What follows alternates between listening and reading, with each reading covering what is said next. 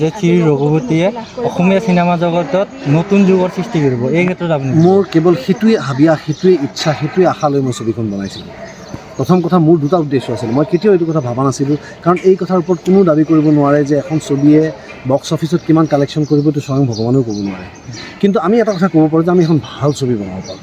মোৰ টেষ্টত মই বনাম ছবি, তিনিটা স্তৰৰ দৰ্শক, তিনিটা বয়সৰ দৰ্শকৰ কাৰণে আমি এখন ছবি তৈয়াৰ কৰিব পাৰোঁ। আমি জানিব পাৰোঁ যে আমি ২৭টা বছৰে মই ইণ্ডাষ্ট্ৰীত থাকি মোৰ অভিজ্ঞতা ব্যৱহাৰ কৰি, মোৰ কাৰিকৰী দিশত যি তেওঁলোকৰ আজি যি আগবঢ়া এজন যুৱচাম যাৰ লগত মই কাম কৰিছোঁ, মোৰ টীমটো, আমি এটা কথা জানো যে আমি এখন ভাল ছবি দিব পাৰিম। গতিকে এই ভাল ছবি দিয়াৰ ক্ষেত্ৰত মই অতি বিশ্বাসী, মই যে ভাল ছবি এখন দিম মানুহক। আৰু মই কেতিয়াও আশা কৰা নাই যে মোৰ ছবিখন বক্স অফিচ হিট হ'ব, মোৰ ছবিখন ছুপাৰ ডুপাৰ হিট হ'ব, যিবিলাক মানুহে কৈ আছে। মই সেইটোৰ ওপৰত মোৰ ইচ্ছা আছিলে যে মোৰ ছবিখনৰ ক্ষেত্ৰত মানুহে এই কথাষাৰ কওক, যিটো এইমাত্ৰ আপুনি ক'লে, যে ই এক নতুন মাত্ৰা প্ৰদান কৰিব অসমীয়া ছবি জগতখনক। সেইটো মই শুনিব বিচাৰিছিলোঁ।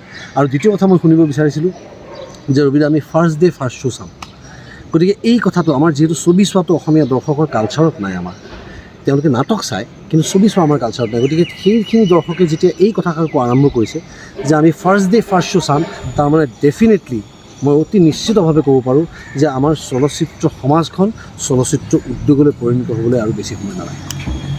হয়, খুব ভাল লাগিছে, অতি আনন্দিত হৈছোঁ। আৰু মই আজি আপোনালোকৰ মাধ্যমেৰে আপোনালোককো ধন্যবাদ জ্ঞাপন কৰিছোঁ, কাৰণ আপোনালোকে আমাৰ বতৰা ৰাইজৰ মাজলৈ লৈ যায়। আৰু ৰাইজকো ধন্যবাদ জ্ঞাপন কৰিব বিচাৰিছোঁ যে তেওঁলোকৰ যি বিপুল সঁহাৰি আমি দেখিবলৈ পালোঁ এই তিনিটা মোৰ এই বিপদৰ সময়ত, বিপৰ্যয়ৰ সময়ত তেওঁলোকে যিটো মানসিকভাৱে মোক যিটো ছাপোৰ্ট দিলে, সেই ছাপোৰ্টটোৰ ওপৰত ভিত্তি কৰিয়ে আজি ঈশ্বৰৰ আশীৰ্বাদ যে আমাৰ যিটো পক্ষই আমাৰ ওপৰত এটা গোচৰ তৰিছিলে, যিটোত একচুৱেলি মই চিন্তিত নাছিলোঁ এইকাৰণে, কাৰণ মই তাৰে পাৰ্টিও নহয় আৰু আমাৰ ছবি প্ৰযোজকো পাৰ্টি নহয়। গতিকে মই সেইটো কথা লৈ চিন্তিত নাছিলোঁ। কিন্তু তেওঁলোকে এটা কথা ৰিয়েলাইজ কৰিছে, তেওঁলোকো এই ৰাইজৰ সঁহাৰিৰ কাৰণে, যে য'ত ৰাইজে ইমান ছবি অনুৰাগীয়ে ছবিখন চাব বিচাৰিছে, তেওঁলোকে ছবিখন আৰু ছবি অনুৰাগীৰ মাজত থিয় হ'ব বিচৰা নাই।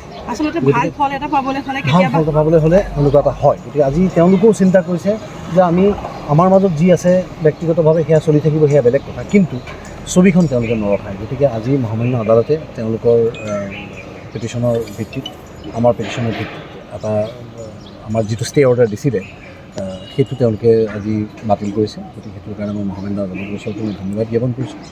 আজি অসমৰ মাননীয় মুখ্যমন্ত্ৰী হিমন্ত বিশ্ব ডাঙৰীয়াও মোক ব্যক্তিগতভাৱে খবৰ লৈছে। মই তেখেতক নিমন্ত্ৰণ দিছোঁ আমাৰ ছবিখন চাবলৈ, আৰু তেওঁ যথেষ্ট সহায় কৰিলে, মই তেখেতকো ধন্যবাদ জ্ঞাপন কৰিব বিচাৰিছোঁ। গতিকে সামগ্ৰিকভাৱে ছবি উদ্যোগটোক ভাল পোৱা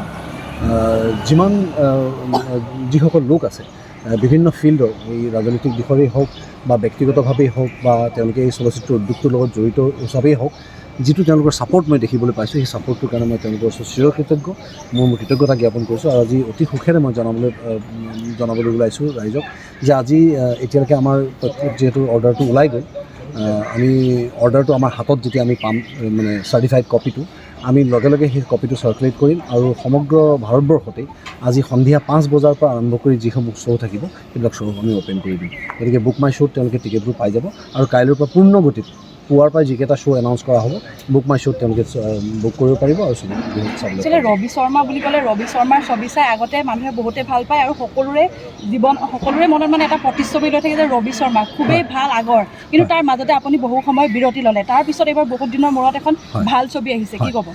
নহয়, আচলতে মই বিৰতি লোৱা নাছিলোঁ, একো নকৰাকৈ বহি থকা আৰু মনে মনে থকাৰ মাজত পাৰ্থক্য আছে।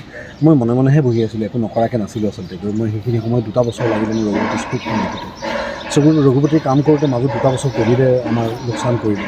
গতিকে তাৰ পাছতো বিভিন্ন প্ৰত্যাহ্বানৰ সন্মুখীন হৈ ৰঘুপতি উলিয়াই নিওঁতে মোক অলম'ষ্ট 5টা বছৰ লাগিলে। গতিকে এই 5টা বছৰে যে মই ছবি কৰা নাছিলোঁ, মই কিন্তু এইখন ছবিৰে পৰিকল্পনা কৰি আছিলোঁ, আৰু এনেকুৱা এটা মোৰ বিশ্বাস আছিলে যে মই যদি জীৱনত মোৰ দ্বিতীয়খন ছবি তাৰমানে যেতিয়াই ওলাব, সেইখন ৰঘুপতিয়েই হ'ব, আৰু ৰঘুপতিয়ে আমি ৰিলিজ কৰিম। গতিকে সেই কষ্টৰ ফল মোৰ টীমটোৰ যিটো বিশ্বাস আৰু আস্থা মোৰ ওপৰত, তেওঁলোকে মোৰ সাহসত এন্ধাৰতো খোজ দিছে। তেওঁলোকে নাজানে তেওঁলোক ক'ত উত্তীৰ্ণ হ'বগৈ নে নহয়, তেওঁলোকে সেইটো নাজানে।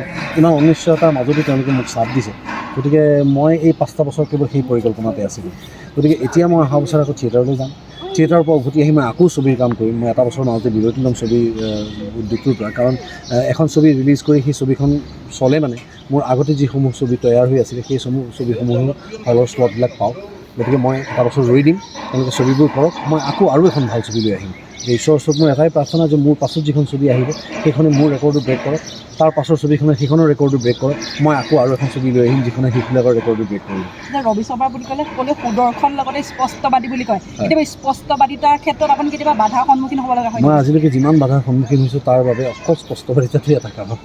গতিকে ডেফিনেটলি স্পষ্টবাদিতাৰ বাধা আছে আৰু সেইকাৰণে হয়তো সকলোৱে স্পষ্টবাদিতাটোক এটা সুন্দৰ গুণ বুলি আখ্যা দিয়ে, তেওঁলোকে বিচাৰ কৰে যে সেইটো এটা সাংঘাতিক দক্ষতা।